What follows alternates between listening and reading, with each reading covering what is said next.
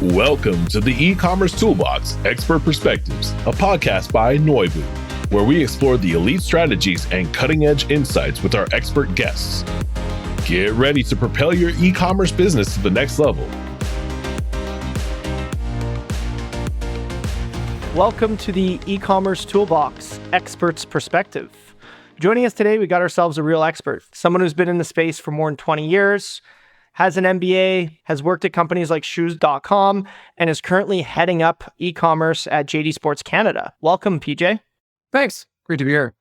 We always like to start off by learning a bit about how you got into e-commerce in the first place and a bit about your career trajectory so far. So maybe as we look to open up, do you want to maybe talk to us a bit about how you got in your role today? Growing up, I was really into music. I was really into skateboarding and a lot of the things that came along with those interests. The first time I went to university, I lasted a year. I dropped out because I wanted to produce music. At that time, I'm talking like 94, digital was really making it easy to have a cool bedroom studio.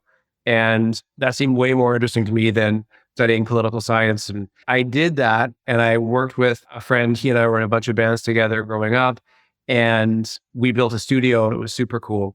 Fast forward about 5 years, it turns out that I was more interested in the lifestyle of a musician than actually maybe had the talent to be a professional musician.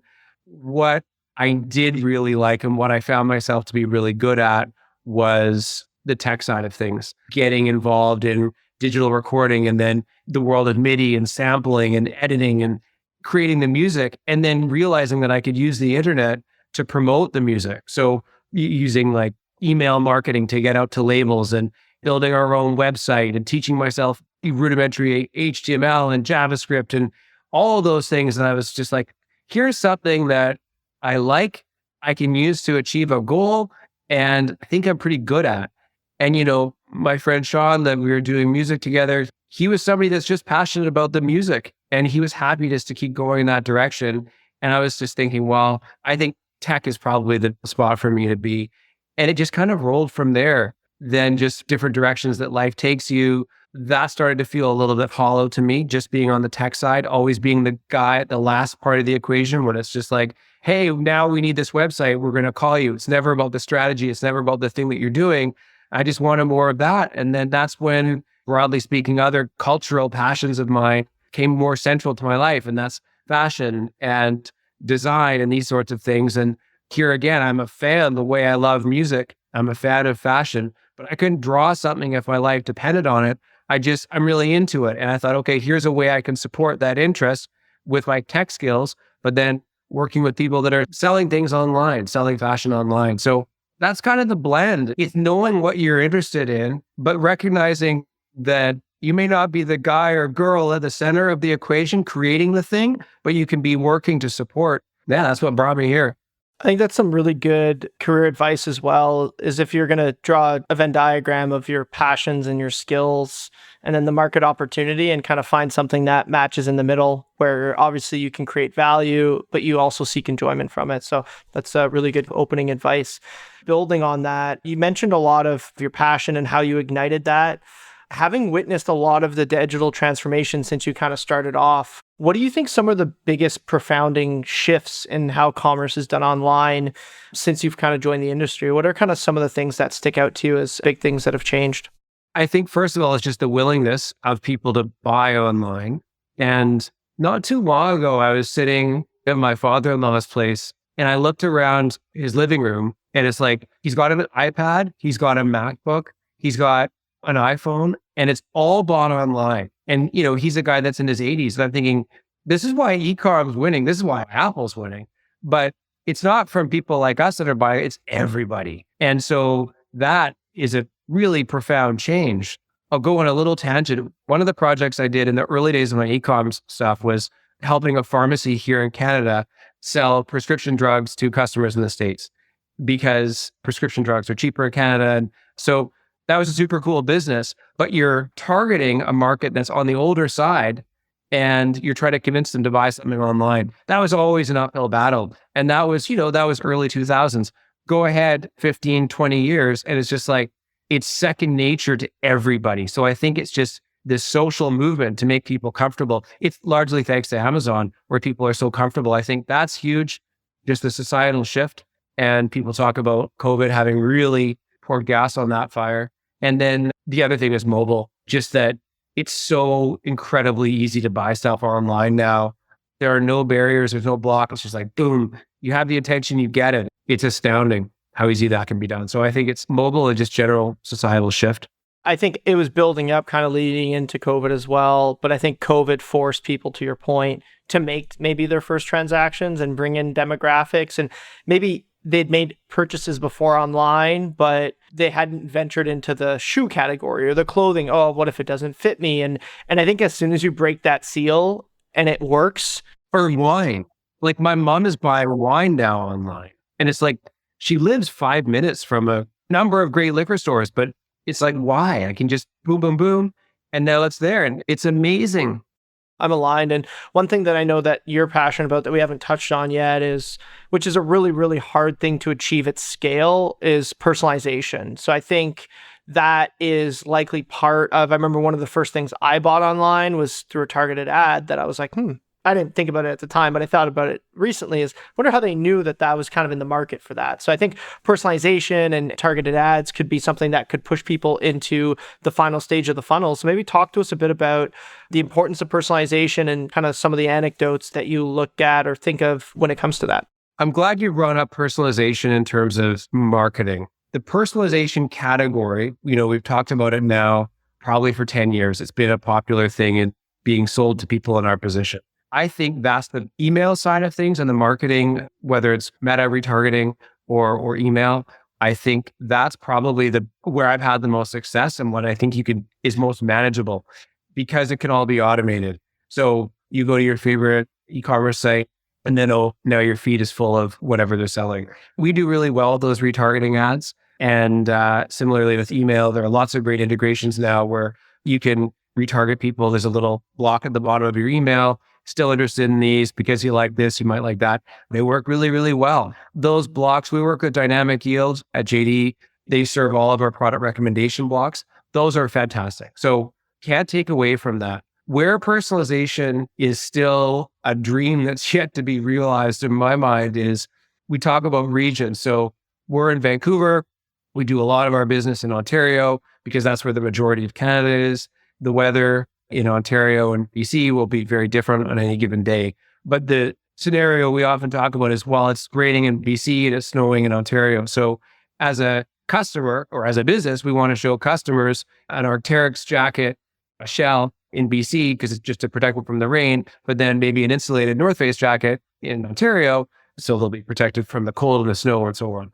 Fantastic idea. I have no doubt that we would make more money doing that. The problem is it's just now you're doubling the effort or you're tripling it. We do a great business in Quebec. We just translated JD into French. We translated Livestock into French, which is great, but that's increased our efforts for product copy now so that we've got to support that. Now you're layering on, you need marketing assets, all these things. It's just this ripple effect. So we need somebody to come up with an AI tool, but it's tricky right now. Although I've got no doubt that it'll be a moneymaker. It's interesting because as you have the modern consumer expecting almost a personalized experience, one thing that comes up is, you'd mentioned it, you have different phones, right? You have some people use Android, some people use iPhone, some people use Safari, some people use Chrome, some people use Edge. There's all these different permutations, combinations, depending where they are in the country, different personalization. How do you look at ensuring a consistent experience, but also a smooth experience? It's hard to test for all these different browser device combinations. How do you guys kind of look at that where it's not only user experience, but it's ensuring that things are working kind of as expected? The simple answer is we work with a killer QA team. We've outsourced all of that. They are very structured and very regimented in their approach to checking. And every week they'll give us a report. Here's what needs to be addressed. We've also invested heavily in user testing. So give people tasks, have them run through the tasks, and then note the device that they're on and all the different issues that come up. Some of them might not be straight up bugs, but it might just be oddities depending on the screen size and so on. So it is the least sexy thing that I do, but it's probably one of the most profitable because you don't have to worry about investing the new and the latest and greatest. It's just look, take what you've got and make sure it's consistent for everybody and works for everybody. So agency, money well spent, and things like that, QA work like that can be outsourced overseas where, you're going to save some money and you'll get results like you get the time zones working in your favor. So that, and then just user testing, I think it's usertesting.com. Like it's amazing to see people interacting with your site, even if it's 5 people. So it's not statistically significant. It's just good anecdotal data. Like it's super cool. So I would highly recommend that. As someone who's been in e-com for a while, when you look over the next 5 to 10 years, what are kind of some of your big predictions? I mean, everyone's always talking about AI now, but maybe kind of building on that or on different topics, like what do you anticipate kind of being something big over the next 5, 10 years? I think I'll still take the layup and say AI, but I'll add to it and say, like, how is that going to impact search? So with search, we're conditioned to seeing a bunch of options. And with AI, I think we're going to be conditioned to being given the best advice. And so all of that, the tyranny of small choices, or just that we tend to get overwhelmed by options. That book, Persuasion, I'm blanking on the author's name, but they talk about you give people 10 different types of jam or you give them 3, they'll convert higher on the 3. And I think that's where AI is going to take it. So it's not about searching for running shoes for my first 5K. It's about what is the best running shoe for a 48-year-old man that weighs 170 pounds and blah, blah, blah. Boom, here's your choice. That's huge. That changes a lot. SEO gets different, maybe more or less relevant, certainly changes Google's model. I don't know what the result of that will be. So it's going to be interesting times. I agree. I think search is going to get disrupted. I even found myself going to ChatGPT for restaurants recommendations now, to be honest, which is like a complete replacement of Google. So I can't imagine if you're looking for something that's even more tailored from like a shopping experience. Makes a lot of sense. So are we going to subscribe to that the same way that we subscribe to cable and Netflix and everything? Like, is it just like, here's my truth source? Like OpenAI has got to make money. These people all have to make tons of money. So advertising is the way that Google solved that. How are these guys going to solve it? Because as soon as you introduce the human element or the business element, it's like, well, no, it's bias. It's like whoever's paying. We're so lucky to be alive in this time. I think we're so lucky to have seen what it was like before and now what it's going to be like.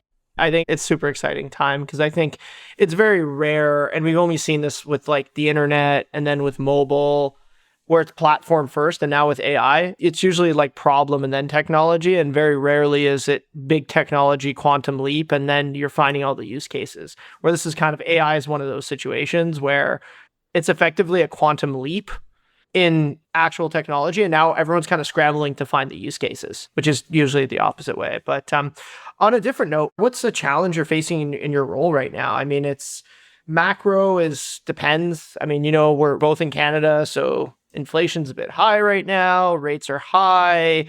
Macro's a bit tipsy-turvy. Who knows? But yeah, what's one of the challenges you're facing in your role?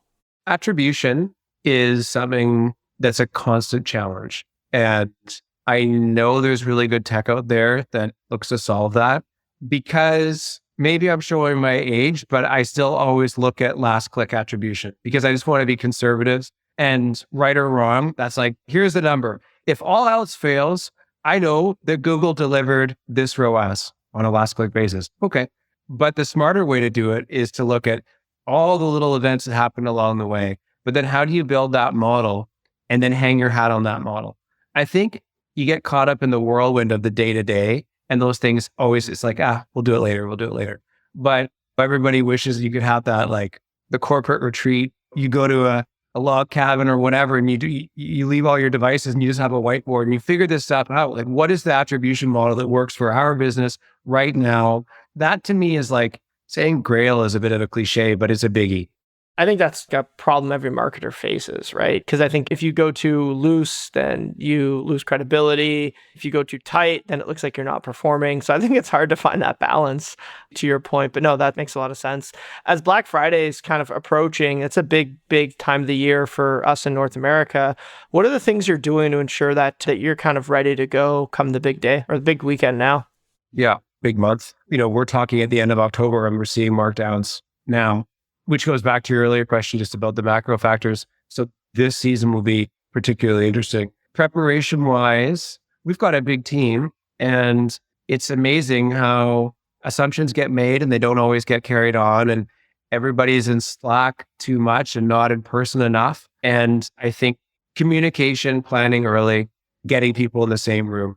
Are we calling this a mid-season sale? Are we calling this early access to Black Friday? Like, how are we all getting on the same page? It's just like, it's not a very exciting answer. It's just early, communicate in person. That's it. What's our offer? What are the products? Do we have all the assets? Let's not get flustered. And my boss, Gary, the CEO, talks a lot about losing composure. And it's like the famous Mike Tyson quote, everybody's got a plan until I punch them in the face. And you've got to prepare so that when you do get punched in the face, it's like, okay, cool. Here it is. We're good. Boom, boom, boom. We're still on track. We're still going to sell. It's almost one of those situations too, where all the real work is done in practice and then you kind of show up and like half your bed's made for you. And you're just kind of there to make sure that it stays on the rails. So last question I got for you here, which is one that I always like to ask folks that come on is, what do you think one thing e-com brands are consistently doing that they should probably stop doing? I'll say something. I'm guilty of it too, but I wish we could stop with the 10% off code for signing up for the newsletter. If we could, as an industry, agree to just stop, I think that would be fantastic. Out of curiosity, does it convert? Yeah, it converts. It converts, but if your business, like, it's just not worth it. To me, it's like, hold your head higher a little bit. And I'm guilty of this. I know I'm guilty of this because you've got an asset. You want to build your asset, which is your newsletter database or your subscriber database. So like, where's the balance? I get the customer lifetime value argument, and that's how I rationalize it myself. But it's tough, man, when you want to lean into the value of your brand. You want to lean into the strength of your product offering. So that's it. I don't think you're alone, PJ. Honestly, it's been a pleasure. Obviously, a lot of wise words, a lot of great experience. And I mean, JD Sports as a brand is incredible, multinational brand. So appreciate your time. And best of luck during the Black Friday season. And thank you again for your time. Cool. Thanks for having me. It's been great chatting. The e-commerce toolbox Expert Perspectives is brought to you by Noibu. To find out more about Noibu and how we can help you debug your e-commerce site and rocket your revenue, visit www.noibu.com. That's Noibu.com. And then make sure to search for the e-commerce toolbox Expert Perspectives on Apple Podcasts, Spotify, Google Podcasts, or anywhere else podcasts are found, and click subscribe so you don't miss out on any future episodes. On behalf of the team here at Noibu, thanks for listening.